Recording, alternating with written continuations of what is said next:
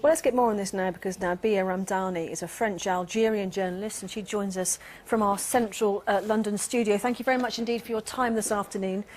What is your assessment of the way the Algerians have handled this hostage crisis so far?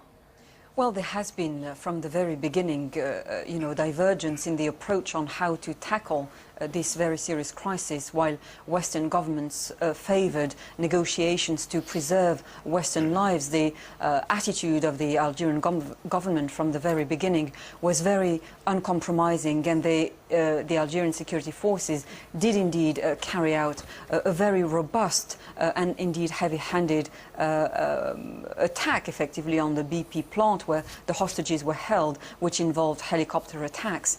And they feel that it was justified precisely because they argue that they were dealing with the largest gas installation in Algeria.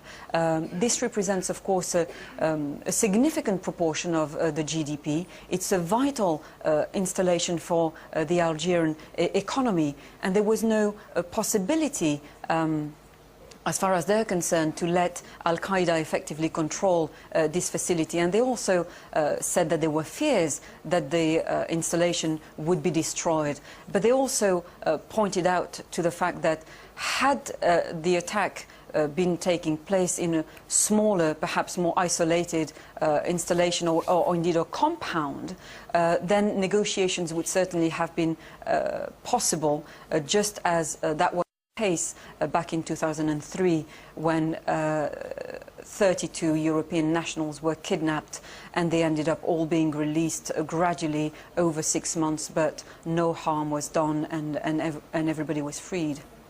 So little information known about this whole situation really, but what can you tell us about the man linked to it, Mokhtar Belmokhtar, and his group? Well, he's certainly very well known to the Algerian security forces. He has a form.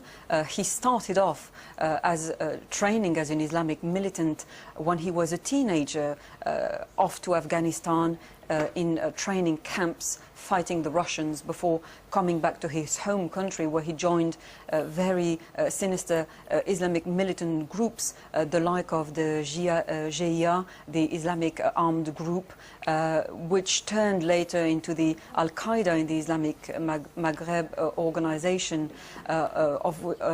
He was a prominent member of that organization, and he very much was involved in fighting against the Algerian military and indeed the government in that decade of civil war which shook the country in the 1990s. The Algerian authorities, over time, it took them a decade to manage to perhaps be more ferocious in their approach and contain the Islamic threat on Algerian soil. And people like Belmokhtar were eventually driven out of the country, and that's precisely why he relocated to northern Mali, where he joined forces with the northern rebels now fighting the Malian government. But he also set up his own network, working indeed with Al-Qaeda-inspired organizations across the region, and indeed carrying out similar kidnappings and indeed murders, targeting in particular Western interests and Western lives.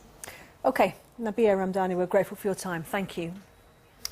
Now, here at home, much of Britain is suffering serious disruption under a band of blizzards and heavy snow covering much of England and Wales.